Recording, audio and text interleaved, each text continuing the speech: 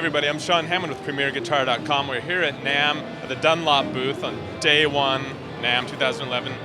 Brian was just giving us that weird stuff you just heard, the weird, awesome stuff. And we've got Bobby here. Bobby, good to see you. Good to see you. Thank you, Brian. So tell us about what's new on this pedal board down here. Well, Brian, he just played through the Ringworm, which is our new pedal from Huge, and it's a ring modulator. And it's got 5 presets, which are very cool, that can get you a myriad of sounds from just a modulation to an envelope filter. It also has controls that you can change the carrier frequency, so it gives you that different beating and different tonal ranges, all selectable either with this knob, or you can actually plug in an expression pedal to change it on the fly with your foot. It also has a blend, so you can either bring that effect in to either dominate the signal or mix it in with the dry guitar. So it's a very useful knob, so that you can really tailor the tone, hear the guitar, hear the ring modulator, or just go to space wars with it and just total ring modulation output. It also has a knob over here for the width that actually sets how much the modulation is going to affect the signal, and then the rate as to the speed of the modulation. And over here we have a modulation of a sine wave, 7 segment steps, a square wave, and a random, which is basically who's to say where the thing is going to be stepping, with a random generator. And then an envelope filter, which is very cool, percussive.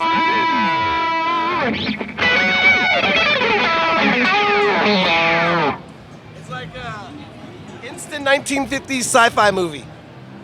Yeah, why don't you give us a few different flavors? That's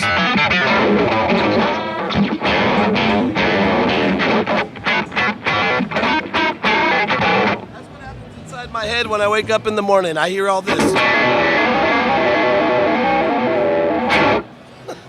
So now you're switching it to... So now it's here. This is the ray gun setting. It's the envelope filter. It moves to his attack of his real ray gun, sci-fi 50s. And then I'll switch it to the step version. Very synthesizer, very 70s. I can change the carrier frequency so it modulates at different tones. And then change the width, make it narrow. Slow it down. Basically, it's a classic ring modulation with a few extra little features that in a great form, true hardwire bypass. It's road-worthy appetite of destruction here. And sexy graphics.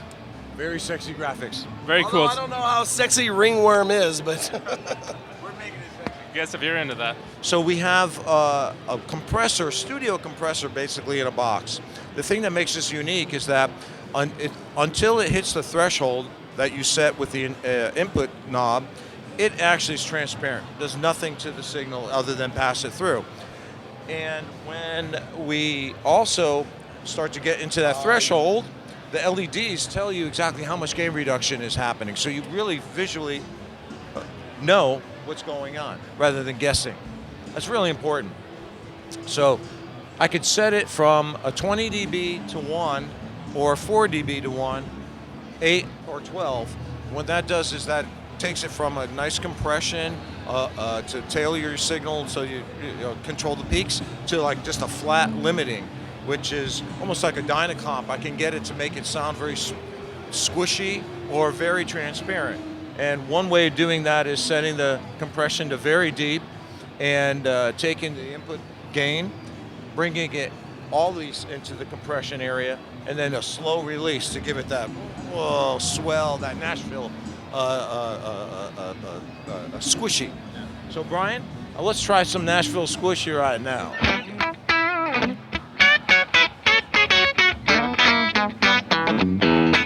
I wanted to say is that it's really hard because of the subtlety of this effect. It's not an effect, really, it's a tool, but it's really hard to hear it.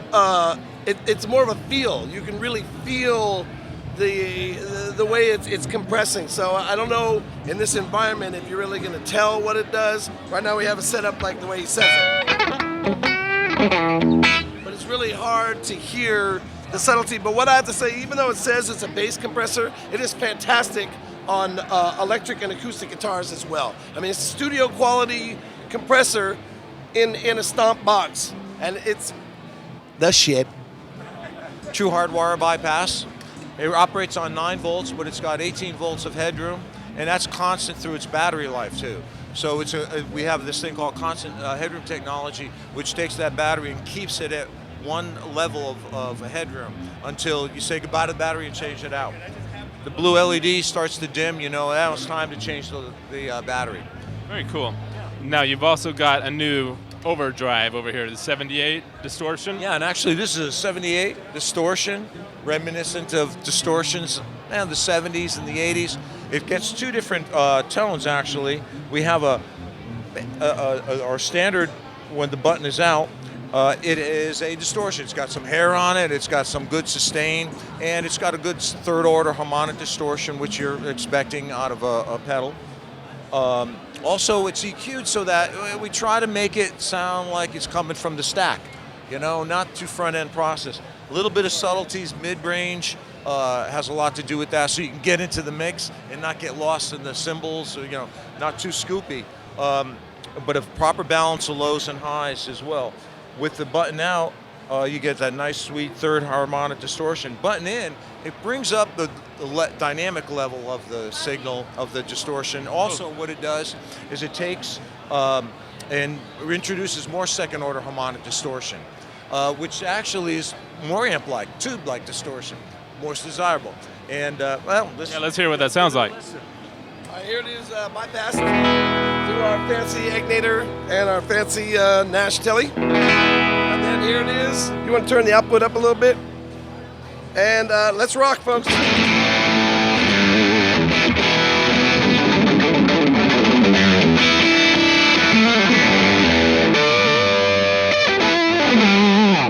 Now we're going to put it in the crunch mode to bring up the crunchy, 2nd order, get some more lively, more dynamic. Rip on.